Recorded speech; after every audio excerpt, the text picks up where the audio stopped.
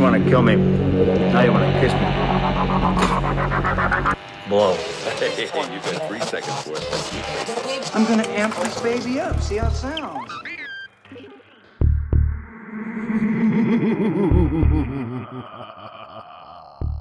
Hi, this is Glenn from the FakeChamp.net podcast.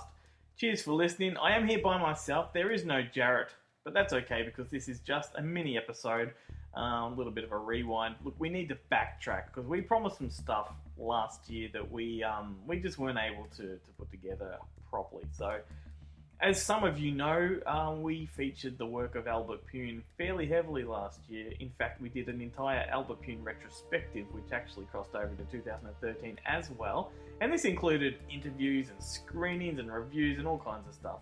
And I was lucky enough to travel to Vegas, where I got to meet Albert in his own home, and I was able to go to the world premiere of his film, The Interrogation of Cheryl Cooper, which I also did the artwork for. And look, it's just been a real thrill to feature all of this stuff. But the one thing that we did promise was a Pyun Party podcast, and this was going to be a whole lot of local filmmakers from Australia, writers, directors, actors, fans, and we were all going to get together, get really drunk, and we were going to sit in front of the microphone, go through Albert's career, pick it apart, talk about what we love, all that kind of stuff. But look, it just never came together very well. The party itself, that came together quite well, but the podcast didn't. And look, this is mainly due to the fact that we started too early, we got way too drunk, and look, we were in no fit state to really record anything. And look, it was really, really disappointing because we got some really cool sound bites that we wanted to share with you, and we were just never able to do that.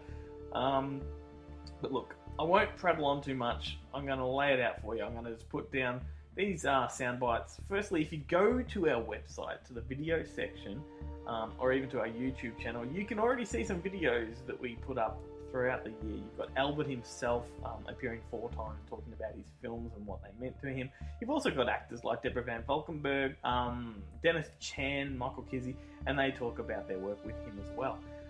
So let's kick it off. Firstly, this is an interesting little soundbite because we actually got action extraordinaire Olivier Gruner, who was the star of Nemesis and a few other films with Albert. And he recorded a video for us, but the interesting thing was that the video itself, only 30 seconds of it actually ended up sending. He actually recorded a whole lot more. He was on location at the time, and it was really, really hard to secure this piece of footage, which if you go to our Facebook page, you will see it there. But here's the grab from it. It's only 30 seconds long. He does cut off, but this is Olivier Gruner talking about working with Albert on Nemesis. Hi, my name is Olivier Gruner, and I'm going to talk about Nemesis and a couple of questions that you asked me. Well, Nemesis, first of all, was very physical. Every day I was bleeding. We had explosions, we had a lot of special effects, visual effects, especially special effects, a little bit different. And everything you saw when it was an explosion, it was really there. It's not like now, you can put the explosion afterwards. It was a very physical film. Working with Albert Pyun was great. He has a very good visual. He was making sure that the picture was perfect, and you can see what I like about the film is that we go from. Okay, so there you go. As you can hear for yourself, it's really disappointing that we didn't get to hear more of that. There were supposed to be so much more, and we wrote to him again asking him to send the rest of it, but it just wasn't going to happen. He was on location, and he didn't have much fun with that kind of thing. And look, it's still an exclusive little piece, and we thought it was worth sharing. So there you go. But before I move on to the next piece of audio, I thought if you've never really gotten into Albert Pyun, don't know what he's about, here's a little bit of a brief bio. His career has spanned about 32 years, with an astonishing 51 films under his belt. I mean, if you think about that, that's incredible. Plus, he's got a new one coming out. Look, he was raised in Hawaii. He spent most of his youth making 8mm, 16mm films before working on with small production houses. He was invited to do an internship for Akira Kurosawa film. That's amazing. So his mentor was Kurosawa. He went to work alongside Kurosawa's director of photography, Takeo Sato, I think his name was, on a TV series. I can't remember the name of it. But upon returning to the United States, he spent the next few years working as an editor, mostly on commercials. After 4 years pitching to studios and begging for a chance to finally make a movie, he was given The Sword and the Sorcerer. And he got that off the ground, and the rest is history. It became one of the highest earning independent films of all time. And since then, as I said, he's made 50 plus films. This everything from Radioactive Dreams to Vicious Lips, Alien from LA. Bloody hell, he's done Mean Guns, he's done Crazy 6, Omega Doom, Nemesis, Heat Seeker, Kickboxer 2, Kickboxer 4. What else has he done? Invasion, Left 4 Dead, Bullet Face, Road to Hell, which is the follow-up to Streets of Fire, Ticker, a whole lot. He has worked with, if they've existed in Hollywood, he has worked with them, and he's launched some amazing careers as well. People like David S. Goya first worked with him, who went on to write Man of Steel, Batman Begins, Blade, Dark City, all those kind of things. He started with Albert with films like Arcade and Kickboxer 2. Then we've got Vincent Quinn, John Stockwell, Tom Matthews, Scott Pullen, Nicholas Guest. All of these people worked with Albert before their careers took off. So yeah, Albert has worked with a whole lot of people over his career. Look, I'm actually going to name drop some here. This is amazing. He's worked with Ned Beatty, Ronnie Cox, Rob Lowe, Burt Reynolds, Steven Seagal, Michael Madsen, Rutger Hauer, Christopher Lambert, Olivier Gruner, Chris Christopherson, Charlie Sheen, Ice-T, Snoop Dogg, Terry Hatcher, Andrew Dice Clay, Robert Patrick, Brian James, Natasha Henstridge, and a whole lot of others. The list just keeps going on, and there's too many to name. But the two names that will pop up the most throughout Albert's career are Norbert Weisser, amazing character actor, and Tony Riparetti, phenomenal composer. But let's start with Norbert Weisser because we got him to drop us a soundbite and share his thoughts on working with Albert. Norbert is just amazing. He has made other films outside of Albert's catalogue.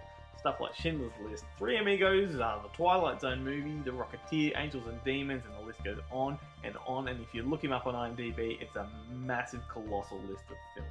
He is incredible. So he was all for it. He loves Albert. I got to meet him in Las Vegas as well, and what a gentleman. Always got stories, always overly animated, and here he is talking about his work with Albert. They say that when you work on a set, there's always a lot of downtime, and it's usually true, but hardly ever on an Albert Pyun set. Shooting just one movie at a time was never enough for Albert. If he had his druthers, he'd shoot 4 or 5 movies at once, but that's a bit too much even for Albert. So here are a couple of experiences I had with him. While he was shooting a Van Damme movie here in Los Angeles, there was a knock on my door one afternoon, and there's Albert handing me a script and asking me to cast it and rehearse it. And we'd shoot it at night on one of the sets of the Van Damme movie with short ends that were left over. I mean, that was in the days when movies were still shot in 35mm. I made some phone calls and found a cast that was willing and able while he and his crew pre-lit the set. Then we rehearsed one night only, on the set, and the next night we shot the movie in 3 nights. The crew was a skeleton crew from the Van Damme movie. We'd shoot sometimes 8 pages in one take.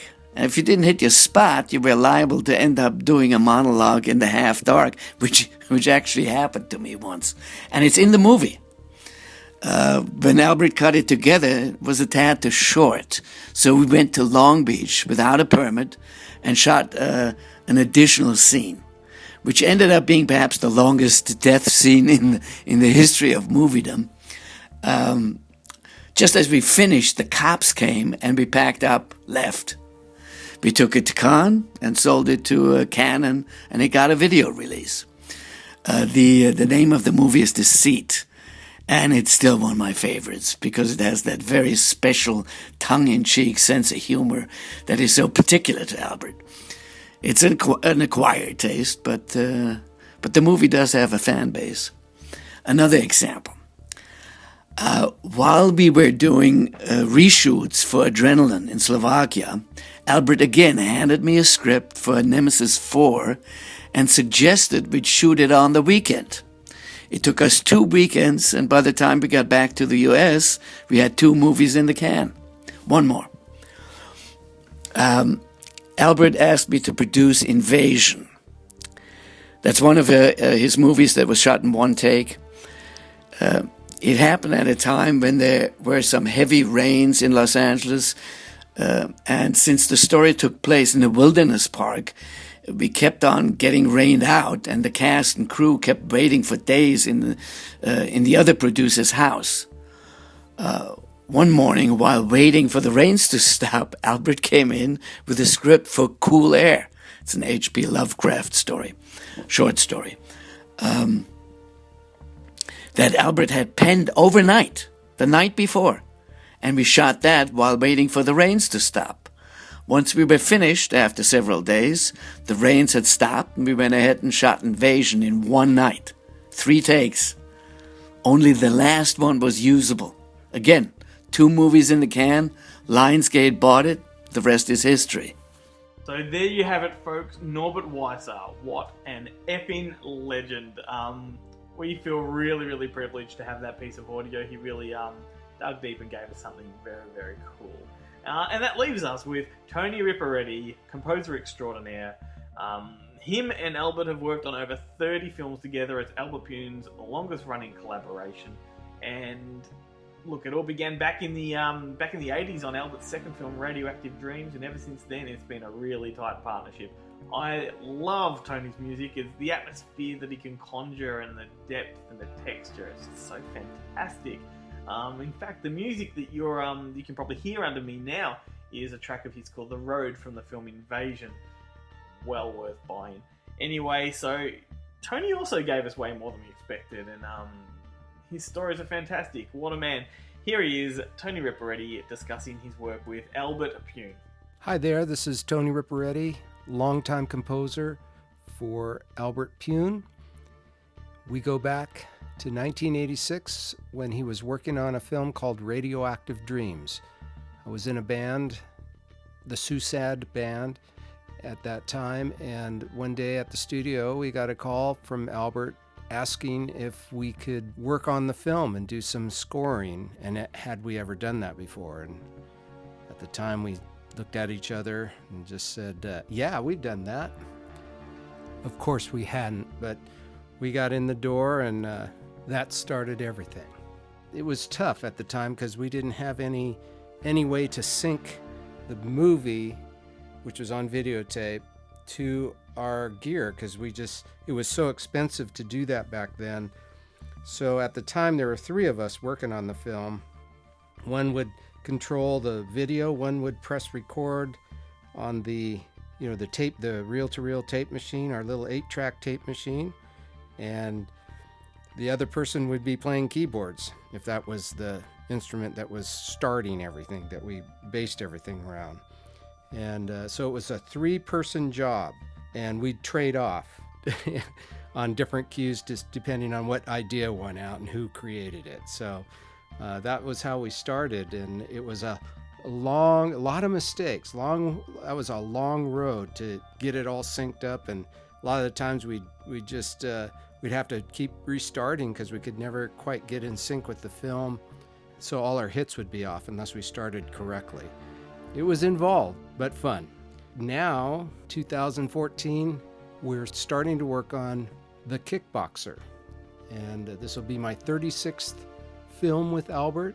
Very happy to be working with him still. We've had our battles, but he's allowed me to create all kinds of different music, which I probably would have never done if I had stayed just doing a band thing.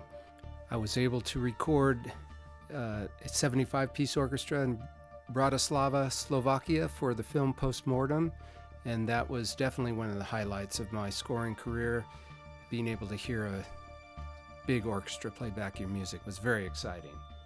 Since 1996, from the film Invasion on, I've been creating music, sound design, sound effects, dialogue editing, most of the post-audio of the film, and mixing in 5.1 and now 7.1. It's been a great another learning journey for me, and glad to be doing this. Albert's been a gracious director and human being. It's been an honor working with him all these years, and we hope to get a few more films in. Anyway, this is Tony Riparetti signing off. You guys have a good one. Tony Riparetti, thank you very much. What a guy, what a storyteller. He is so cool. You definitely have to check out his music. And in fact, I'm actually going to play you some of it when I finish talking in a couple of minutes. What we need to tell you, that is basically it. I know it's not a lot, just a few little sound bites, but, you know, we had them sitting there and we've got to use them somehow, and we did promise you something in terms of an Albert Pyun podcast. I hope this will, it doesn't quite cut the mustard, but it, you know, it is what it is. So that's not the end of our involvement with Albert either, because fakechamp.net actually moderates his official website, so that is constantly on the go. Updates are always being posted there. We might not be doing the Albert Pyun retrospective this year, however, we do hope to have some more involvement with some of his films. We do hope to present the Australian premiere of Road to Hell, if we can, Interrogation of Cheryl Cooper, and the long-awaited Cyborg Nemesis. If we can't present them ourselves, we hope to be involved somehow or some way. So definitely keep your peepers open for those. What else? No, that's about it. I won't prattle on too much.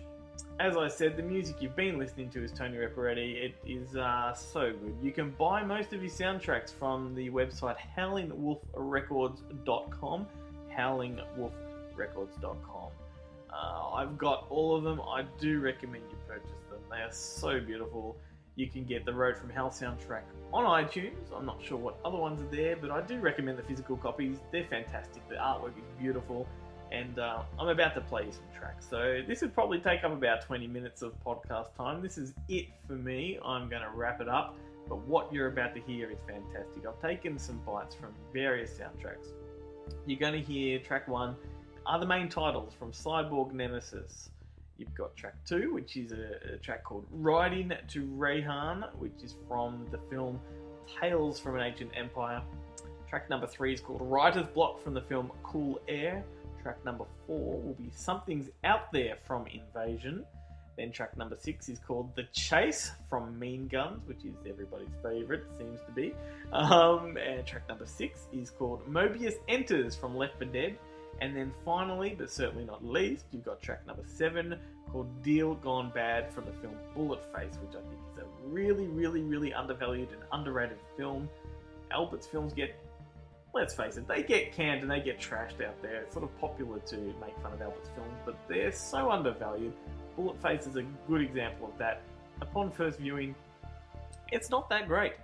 You watch it again, and it starts to trickle in, and you start to flow over you, and you start to think, hey, there's more to this, and it's just a really hardcore, hard-edged, sweet, sweet film from the writer of Mean Guns, I might add. And Tony Riparetti's score for that is fantastic. So here you go. Here is a whole lot of Tony's work. Sit back, enjoy, listen, and thank you for listening. Thank you for joining us all throughout the year. And don't forget to tune in to our regular podcast when Jarrett will join me at the desk and we'll talk all kinds of things and have guests. Follow us on Facebook. Do all of the stuff. fakechamp.net. Spread the word. Thank you. Love you all.